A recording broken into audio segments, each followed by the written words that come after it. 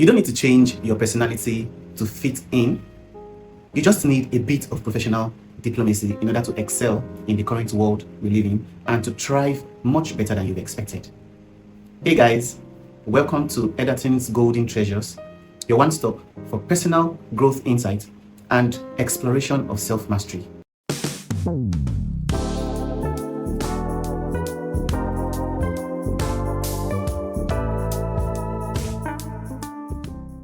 The goal is that we can learn together and we can grow together. In my previous video, I had a detailed discussion with you about what professional diplomacy is all about. I am going to link that video in the description below. I want you to take your time to go see it if you've not seen it before. In this video, I am going to be sharing with you practical insights that you can start applying today and that you would need for the foreseeable future. These insights have been curated and they are well detailed with realistic applications. You're going to love it. These insights are transferable irrespective of the organization you work in, the kind of business that you do. It doesn't matter if you're self-employed, you're an entrepreneur, you're a content creator, or you're a remote worker. The most important thing is that with the knowledge of professional diplomacy, you can apply tact, strategy, and acquired expertise, which is accumulated knowledge and actionable experience in a particular profession, field, or an activity. These insights are things you can start doing today to build a better relationship with people no matter where they are from. They will help you preserve your reputation and they will help you become a person of influence without changing who you are, without altering your personality. I'm going to be sharing with you 10 powerful insights on how you can apply professional diplomacy wherever you are. So, I want you to look for somewhere comfortable to sit, grab some snacks and some drinks, and you could even get your friends to come over to watch with you. We are going to be learning a lot.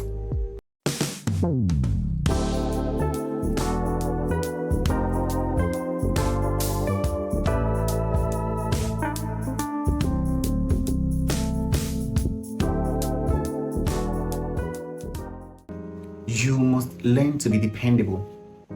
It is very important that when you give your word, people can go to sleep, knowing that you will do exactly what you've said you are going to do. And this is so important. It sounds easy, but it is not. It requires effort, it requires consistency, and it requires a lot of dedication. Because most of the time, we say things that we cannot actually do, and then we end up giving excuses. You must make sure that you are someone who is a no excuse person. Whenever you speak, you are always saying things that you would deliver. And when people know you to be someone who delivers every time, you become reliable. Whenever you speak, people believe you. And whenever you deliver, people are always exceptionally satisfied by your delivery. Whenever there's an opportunity that requires somebody who is dependable and reliable, your name will be the first on the list. And it goes to show that you have been consistent. Let us say there comes a time when you cannot deliver and you apologize and say, sorry, I can't do this for you. No one will think you're trying to be lazy. No one will think you're trying to opt out of doing quality work. And that says a lot. There's a bonus to being a dependable person. It means you will be respected. And you see, your superiors will stop micromanaging you because they know that when you've given your word, you are someone who will get back in touch with them, you will carry them along, you will seek their input, and every step of the way, you will be accountable, reliable, and dependable. If there's anything you must develop as a character, as a trait, if there's anything people must know you for, first on the list, they must know you to be a dependable person. They must know you to be a man of your word.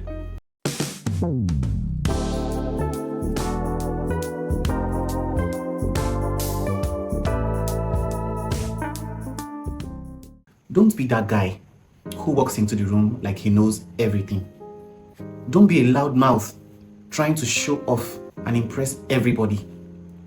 Don't be that guy who will shove his skills and his expertise in the faces of his colleagues, his friends, and even his superiors. Nobody likes a know-it-all. Don't be a walking CV. It is much better that you relax, you are calm, and you let people come to you because they know that you can deliver. You don't have to boast about it. And eventually, when they approach you seeking your help, make sure they do not suffer before you help them.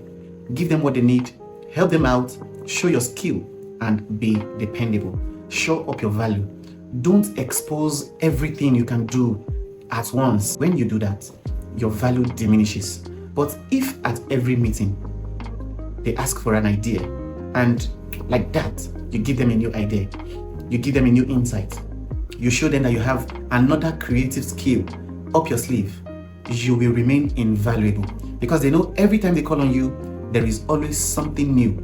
There is always something exciting about you. They'll be like, you see that guy? He's cool, calm, collected, and talented. That should be what people should say about you. Reveal your skills gradually. When you do this, your value will appreciate over time like an asset. I want you to remember this. You must learn to control your tongue. If you are the type who is quick to speak and tell everybody what you can do, the other side of it is you are also telling them what you can't do. And when opportunities open up and they discover that you cannot do this, you will not be called. You will not be invited. But when you don't speak and you have this air of mystery about you, they won't know what you can't do. And you know that you can learn on the job. So when you're asked, can you do this? Your answer should be yes. And then you go back, you learn how to do it, and you come and deliver like never before. This trait is very, very important. You need to keep this insight at the forefront of your interactions with people, especially expatriates, people from other nations, diplomats, and most importantly, when you're dealing with people who are elites in other industries. They have seen talented people before. You're not the first. So if you shove what you know in their faces, they become instantly irritated. I mean, these guys are professionals. So you should be a professional too. And this would show just how good you are at applying professional diplomacy.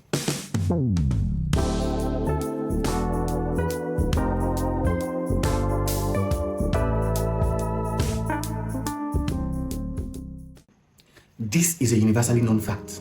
And to be honest, it doesn't matter if you like your boss or not. If your boss looks good, you will look better. And on the other hand, if your boss looks bad and you are on their team, you will look worse. The work that you do and submit to your boss is what your boss is also going to collate and submit to his boss or to the team or to the board or directors or whoever needs his report. You must learn to make your boss look good. Help your boss to win. If he wins, you also win. Does your boss like getting reports on time? Make sure you deliver before the deadline. Does your boss like to get reports tabulated? Does he like pie charts? Does your boss love reports in an Excel format? Is there something your boss has complained about before? You must avoid it like a plague. This is not about flattery. It is not about eye service. You are building character that you will require on your journey to become a successful and an influential person. You are building trust, you are building character, and you are building acquired expertise and experience. It is very, very important. You must learn to anticipate what your boss wants and do it even before he opens his mouth to speak. What you're doing is that you're shoring up opportunities, and eventually you'll be able to cash out on it. And it mustn't have to be from this boss you're working with. It doesn't have to be with the partner you're working with. It doesn't have to be with the current organization you're working with. But in the future, when you apply this diplomatic insight, it will make you stand out wherever people are required to stand out. I'll tell you a short story to buttress this point. I had a friend who just finished serving, and she needed work at the time. She went from office to office, submitting her CVs to everyone she could meet. And then one afternoon, she saw a man outside his office. He was piling up papers. She introduced herself to him. He was like, okay, right now I'm quite busy. I'm working on something. on Excel, and I don't know if you could. And she immediately told him she could help out. She had some insights, and if given the chance, she was going to help him do his job better. He was skeptical. I'm like, do you know anything about Excel? And she said yes. So he was like, okay, come in. Let's see what you can do. He gave her some pieces of paper and said, I want this information to be presentable and to be easily understood at a glance. She got to work, and without any offer, without any benefit, she made sure she tabulated information on Excel, she color-coded everything, and when she was done, he was so impressed. He didn't say anything. He took her CV, and a week later, an offer letter was sent to her without an interview. That is what it means to make your boss look good. Sometimes it might not be your direct boss, and it might not even be your employer. It might just be that you were given a task, there is no benefit attached to it, but you still make the person that gave you the task to look good. It speaks for you.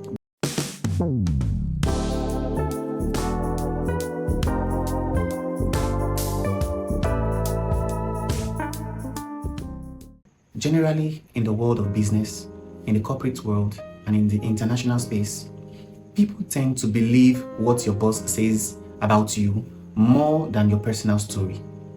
And this is key, because no matter how you talk about your skills and your expertise and what you can deliver, when your superior actually speak about you, it means they've experienced your delivery, and it means they've experienced your excellence. You shouldn't go around telling the entire world what you've done. You shouldn't go around mouthing off about how talented you are to people, to visitors, to delegates, especially when you don't even know if you are allowed to do so. In cases where your boss delegates an assignment to you and you performed exceptionally well, don't go mouthing off, because you do not know if your boss was allowed to pass off that assignment to you in the first place. You could put him in trouble.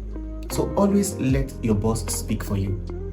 Most of the time, if what they have got to say about you is good, and if you've applied the 3 insights I've mentioned earlier, I can assure you their word carries a bigger weight than yours. It is true that you might have done something really remarkable, but you don't have to say it. Don't jump your boss. And this doesn't just have to do with talking with your mouth. It can be on emails, on Zoom calls, or in physical meetings where not just your boss is present. Don't go ahead to jump the queue. Don't copy people. Don't copy the entire department. Let your boss speak for you. What this means is that you are applying tact.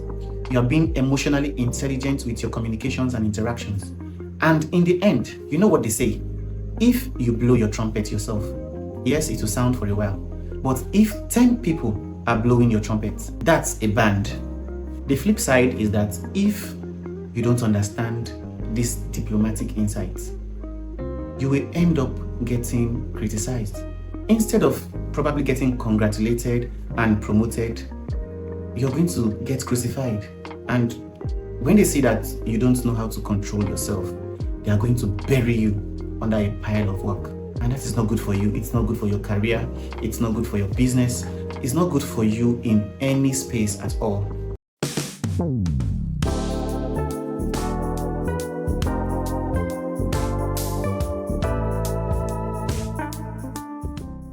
The workplace is not a battlefield, but it can become one if you and your colleagues are toxic to each other. You can achieve a healthy environment by bringing a smile with you to work, having a pleasant appearance, dress well, smell nice, and have a presentable atmosphere where people can approach you to ask questions. They can approach you to talk about their day. They can approach you because they know that you have a welcoming presence. When people come around you, they see that there's a friendly atmosphere that calms them down. They could be going through it at work, but whenever they approach you, they believe that everything is going to be okay. And this means that you have zero tolerance for bad vibes. You are a good vibe person. You must be kind but firm. You must actively pursue a personality that tells other people that you stand for no gossip and that you have zero tolerance for defamation of character. You can go the extra mile by championing fun activities in the office, joining in games, collaborating with other colleagues, and making sure that your presence is felt and people see you as a good vibes person. It's a no-brainer that the little things matter, because when you work in a silo and you are a toxic person, people will generally try to avoid you. They wouldn't want to associate with you or collaborate with you. And after a while, you will realize that they have left you behind. Where there is new innovation in your field or your profession, because they realize that you're a toxic person, they may avoid you and you may miss out on this new information. Professional diplomacy is not optional. It is compulsory. It is required for your survival.